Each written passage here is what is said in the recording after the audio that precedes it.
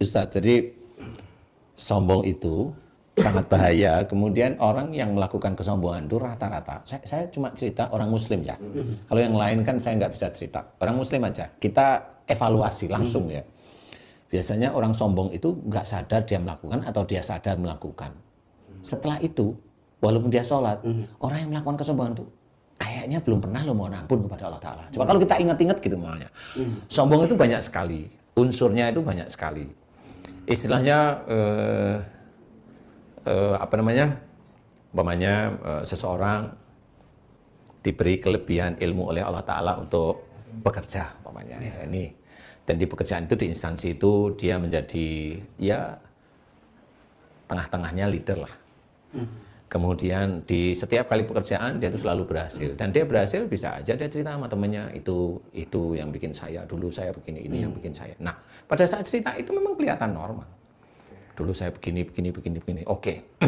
Nah, di titik itulah sebenarnya orang tersebut itu sombong. Melakukan kesombongan.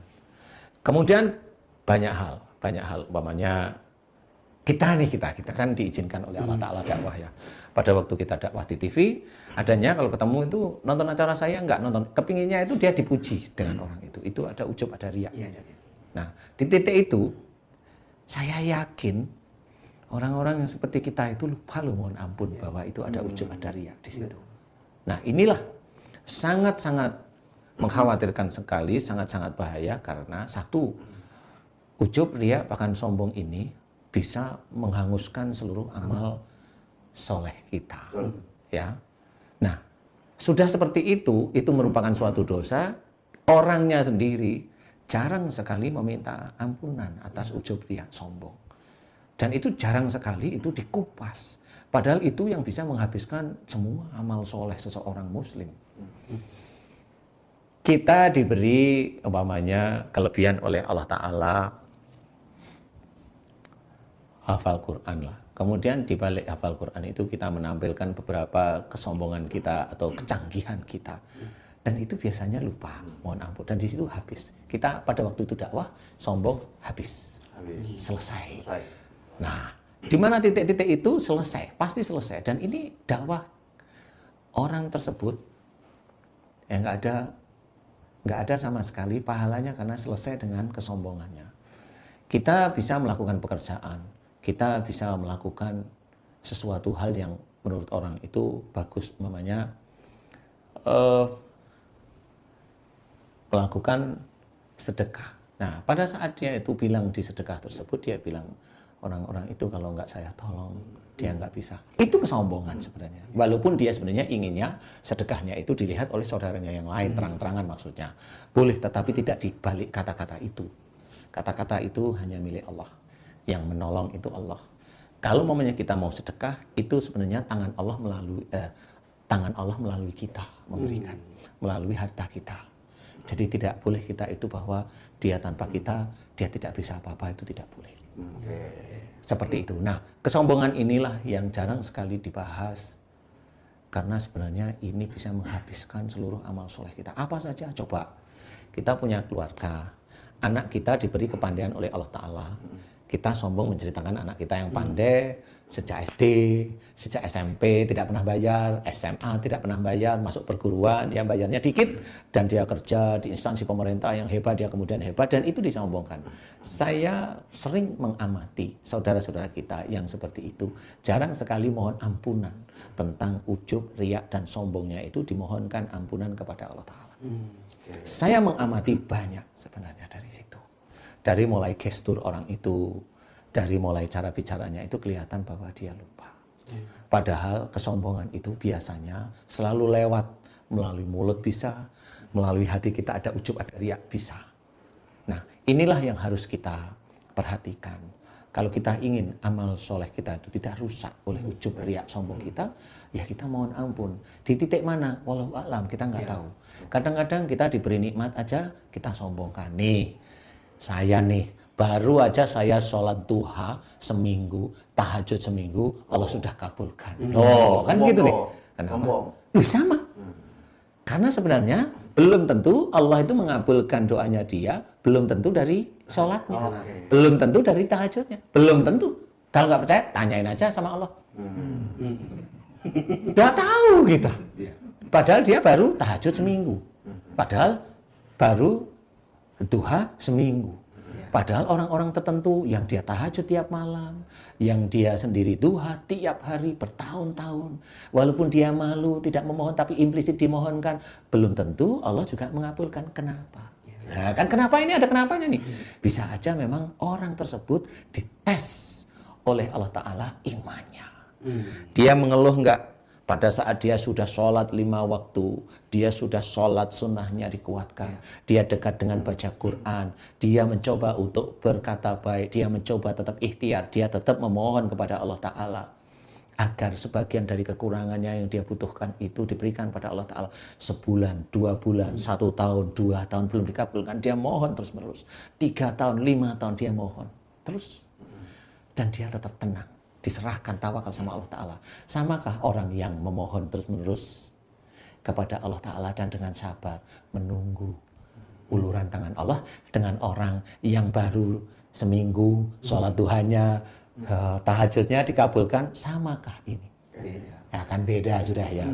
Berarti bisa aja ini yang tadi baru sholatnya seminggu istijrot. Istijrot itu tidak hanya dikenakan pada orang-orang yang non-muslim, enggak. Orang muslim pun sama, karena itu untuk menguji pada saat diberikan mau apa dia. Nah, kan yang dibanggakan akhirnya hanya cuma sholatnya, di titik malah bukan sholatnya, di titik bahwa aku ini dikabulkan. Belum tentu dia di titik sholatnya, tapi dia di balik sholatnya, dia hanya bersembunyi di balik sholat duha sama sholat tahajudnya. Dan ini bahaya, karena yang memberikan itu bukan sholatnya, sholat itu hanya tambahan ibadah. Nah, ini yang harus kita pahami. Luar biasa. Ya. Kalau diberikan nikmat sehat, Ya. tapi nggak ibadah, apakah itu sombong? Iya, tetap. Makanya kalau saya sering memberikan doa kepada santri saya atau di YouTube barangkali, mohon kepada Allah Ta'ala. Ya Allah, jika selama ini Engkau sering memberikan kepada kami, kepadaku, kepada saya banyak nikmat dari mulai bangun tidur. Engkau izinkan aku bisa menjalankan, menyembah kepadamu, beribadah maksudnya. Engkau izinkan aku menjalankan aktivitas sehari-hari. Engkau izinkan aku mengerjakan pekerjaan-pekerjaan yang Engkau berikan kepadaku. Paham ya? Semua pekerjaan itu bukan dari kita, dari Allah. Dan kita mengerjakan, dan Allah memberikan rizki kepada kita. Ya Allah, Alhamdulillah semua ini atas nikmat-Mu. Alhamdulillah, Alhamdulillah, Alhamdulillah, la haula wa la quwata illa billah.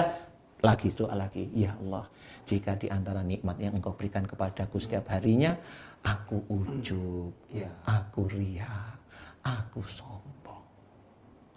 Ampuni dosa-dosa ujubku, dosa riyaku, dosa sombongku ya Allah, atas semua nikmat yang Kau berikan kepadaku. Astagfirullahaladzim. Nah, disinilah mencakup, dan itu kita mohonkan setiap hari sebelum tidur atau setiap hari setelah kita sholat.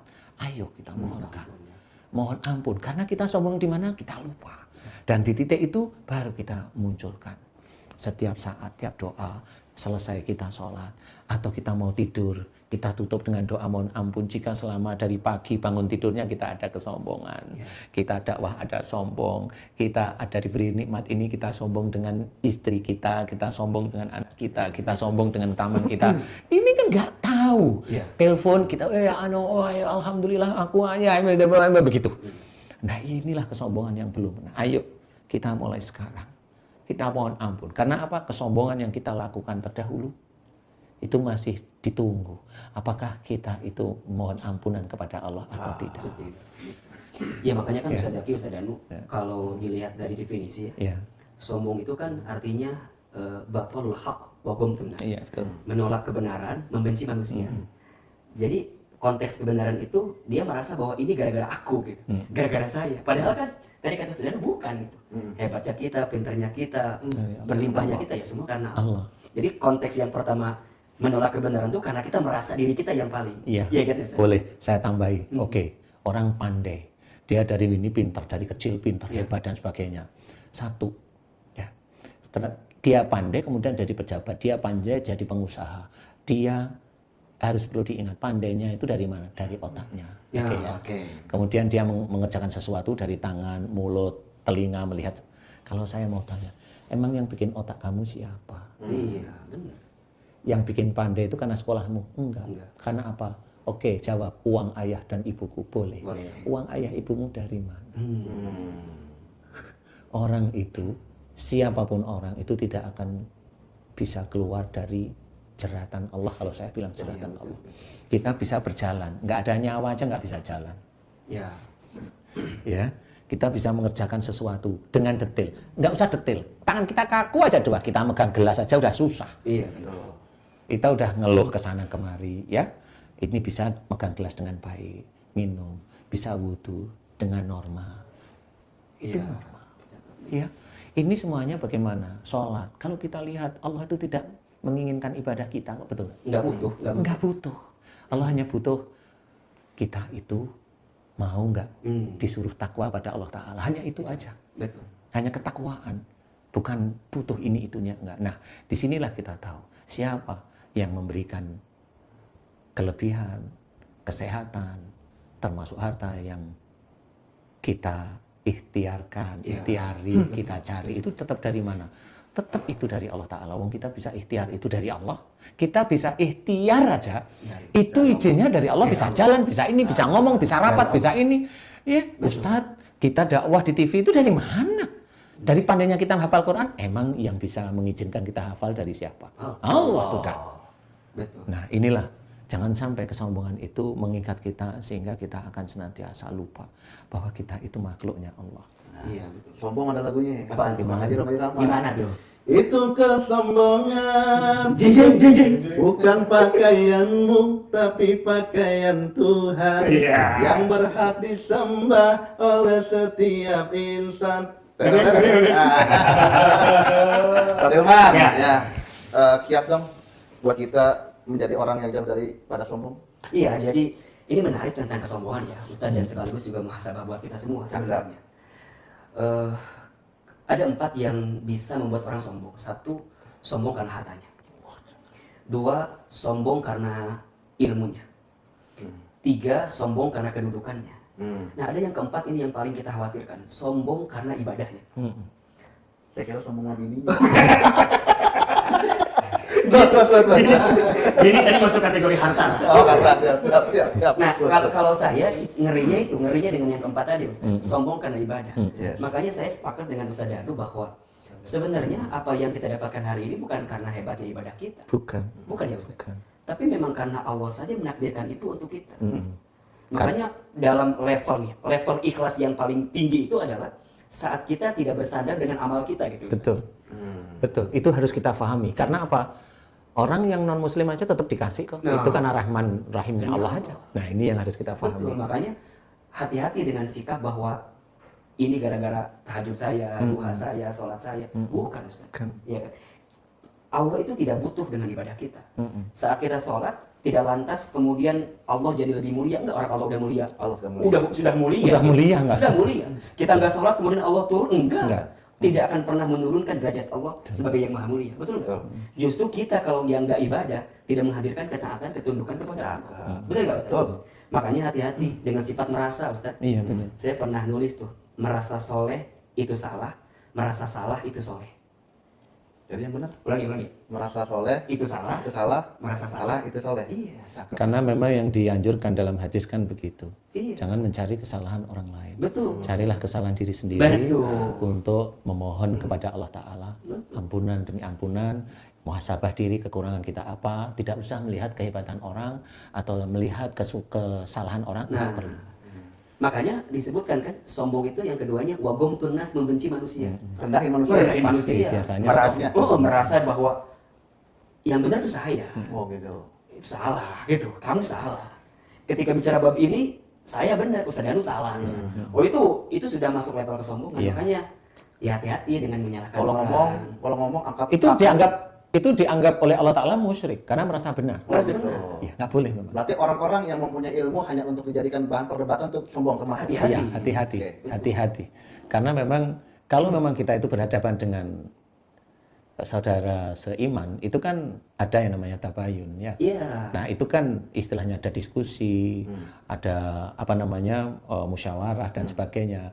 Itu sebenarnya kita saling mengisi. Jadi bukan mau menyalahkan, intinya kan begitu.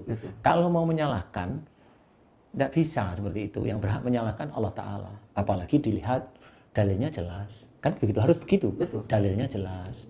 Kemudian, oh saya yang belum tahu tentang ayat tersebut. Nah itu kan harus saling mengakui, oh berarti ya sudahlah kalau gitu memang kita saling belum paham, ya tabayun aja biasa, ngobrol santai, ketemu, selesai, kita saudara.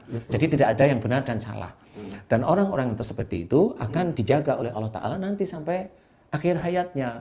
Karena orang yang menjaga saudaranya sama seiman, itu akan dijaga. Tapi kalau mamanya kayak tadi, mamanya saya merasa benar, Ustadz salah, itu udah dosa duluan. Itu udah dianggap orang tersebut musyrik oleh Allah Ta'ala. Orang tersebut musyrik karena merasa golongannya dia benar. Bahkan ketika kita menasihati, Ustaz Zaki, kan kita tuh tidak boleh menasihati orang di depan banyak orang. Tidak boleh, memang hadisnya seperti itu. Kalau kita menasihati orang di depan banyak orang, itu bukan nasihat namanya. Tapi menyakiti. Iya, malah mempermalukan. Ya. Mempermalukan dia. Ya, itu nggak boleh hadisnya. Betul, hadisnya memang nggak boleh seperti itu. Makanya, apalagi gayanya menasihati, tapi di YouTube, tapi menjatuhkan, bukan menasihati di situ. Nah, di situ tetap malah itu bukan menasihati, itu fitnah. Apalagi kalau nggak benar. Apalagi kalau nggak benar gitu. Nah, yang hebatnya lagi, yang hebat itu maksudnya yang insya Allah orang yang dihinakan oleh orang lain, dihinakan, tapi dia mendoakan agar saudaranya itu diberi hidayah oleh Allah Ta'ala, baru orang itu hebat. Walaupun dia terjepit, tapi dia mulia di hadapan Allah Ta'ala.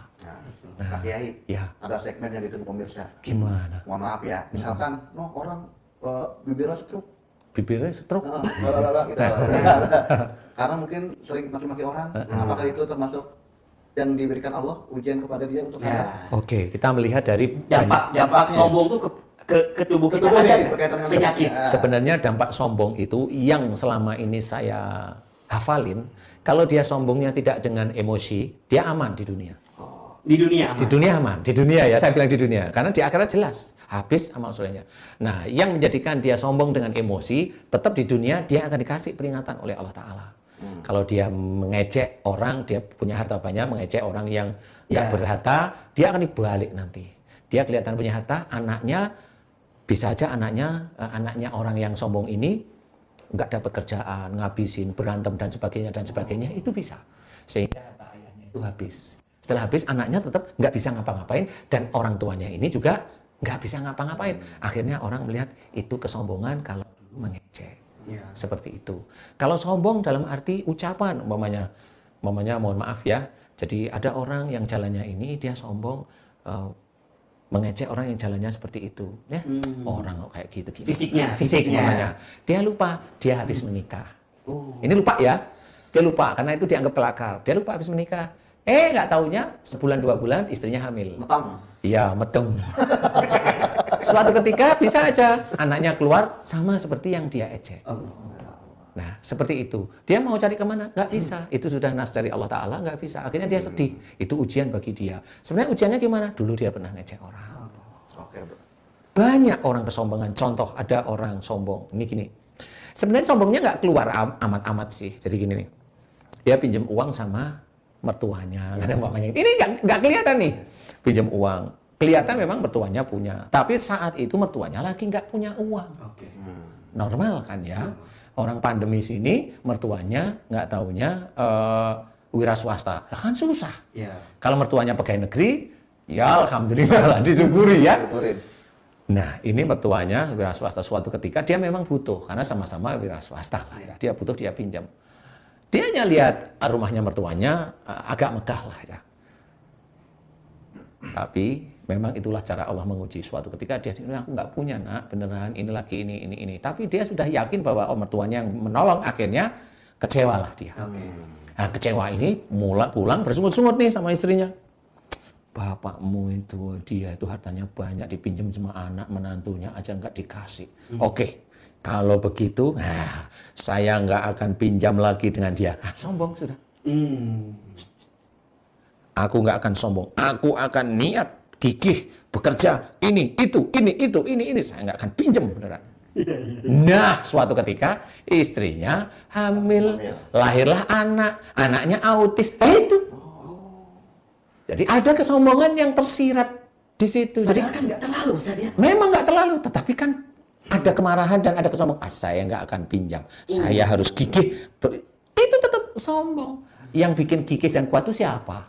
Allah kan tahu. Kenapa orang tua yang memang benar-benar dia pada waktu itu kok kesannya karena dia. Akhirnya, nah inilah ujian yang tidak diketahui. Banyak sebenarnya kasus-kasus seperti itu. Nah inilah yang harus kita ketahui. Kalau memang sombong itu tidak keluar dalam bentuk emosi, ini memang kelihatannya aman. Di dunia aman, tapi di akhirat tetap dia akan habis nanti di hadapan Allah Ta'ala. Di yaumul qiyamah. Yaumul hisab. Kunci untuk jauh dari sombong sebenarnya cukup berkata baik, bersikap dengan bijak mungkin.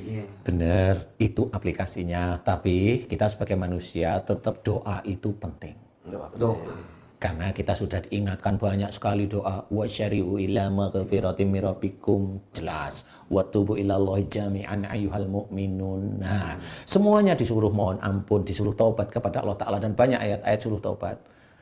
Ayolah, kesombongan kita ini nomor satu. Saya yakin saudara-saudara saya yang mendengarkan, dulunya memang jarang sekali mohon ampun tentang kesombongan, sangat jarang.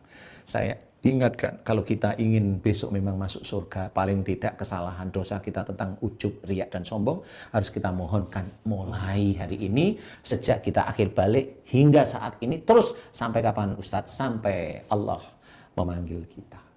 Karena kita tidak tahu sombong kita di tempat mana, kita tidak tahu. Jadi haruslah mohon, ya Allah, jika Engkau senantiasa memberiku nikmat dari mulai akhir balik hingga saat ini, aku lupa bersyukur kepadamu, ampuni dosa-dosaku ya Allah. Amin, ampuni dosa-dosaku jika aku lupa bersyukur. Dan jika dari nikmat tersebut, sejak akhir balik hingga saat ini, aku ujub, riak, bahkan sombong ya Allah. Ampuni dosa-dosa ujub, riak, dan sombongku. Astagfirullahaladzim. Terus beberapa kali, setiap kali sholat kita seperti itu. Mudah-mudahan disitulah mulai menghapuskan dosa-dosa kesombongan, ujub, riak kita, insya Allah ya. Karena tetap kita harus mohon ampun. Nah, baru nanti setiap saat diingat-ingat. Kalau kita mau ngomong, karena doa kita mau ngomong tentang sesuatu yang kita mampu, akhirnya cuma astagfirullahaladzim. Jadi ingat terusan, kan begitu ya. Itu menjadi kesinambungan hubungan antara yang kita sering mohon ampun atas dosa-dosa kita itu dengan kebiasaan yang dulunya begitu, akhirnya kita enggak. Nah, akhirnya kita pilih diam yang bab itu. Betul. Memang karena sombong itu satu perilaku yang Allah tuh sangat benci. Iya, betul. Innallaha la yuhibbu mukhtalan fakhur, kan? Allah itu sangat tidak mencintai orang yang berjalan dengan sombong, dengan membanggakan dirinya. Dan itu memang. Tapi memang Ustaz, kayaknya kita ini boleh jadi ya, setiap kita nih ada sisi kesombongan itu. Semua masih ada. Kita itu ada, saya pun ada. Makanya kalau saya mengajarkan pada teman-teman itu, pada santri-santri saya, tetap setiap saat kita mohon ampun atas ujub, riak, dan sombong atas nikmat yang diberikan kepada Allah, dari Allah kepada kita, itu tetap.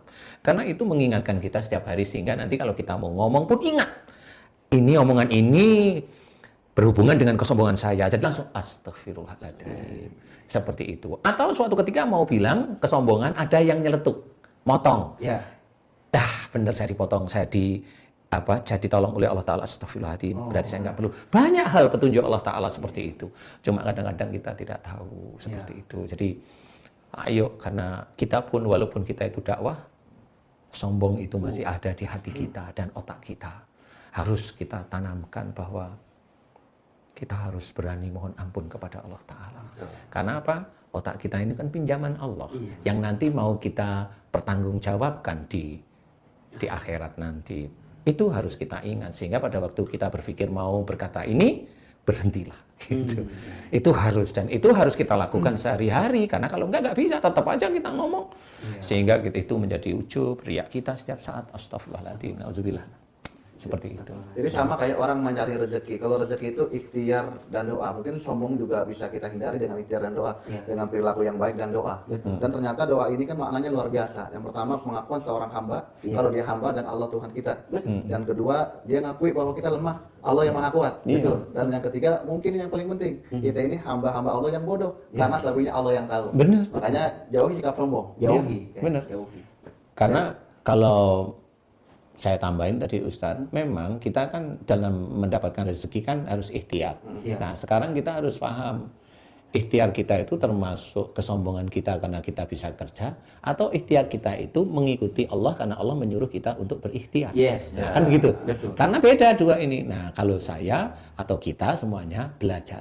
Ikhtiar ini adalah perintah Allah. Perintah Allah. Nah, jadi kalau wajib. Jadi kalau kita nggak berikhtiar, dosanya karena kita tidak menghadirkan kewajiban kepada Allah. Ya, itulah yang namanya kita menjalankan perintah Allah dari sisi Qur'annya. Ya. Jadi ikhtiar kita itu perintah Allah. Persoalan nanti Allah itu memberikan kepada kita hasilnya. Bukan karena ikhtiar kita. Karena itu Rahman Rahimnya Allah sebenarnya. Besar kecilnya Allah yang tahu. Kalau kita dikasih besar, padahal kita belum amanah, ujian itu dari Allah Ta'ala. Ya. Karena harus seperti itu. Betul.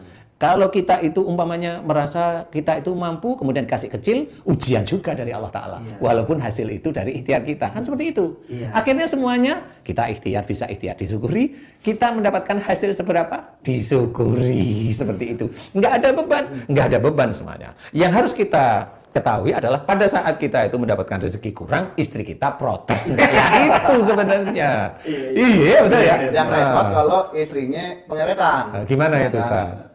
Bang, itu tetangga udah beli baju gamis ala Syahrini. Dia juga besok mau beli gamis ala Sahrono. Pengeretan ya namanya. Eret-eret dompet maksudnya.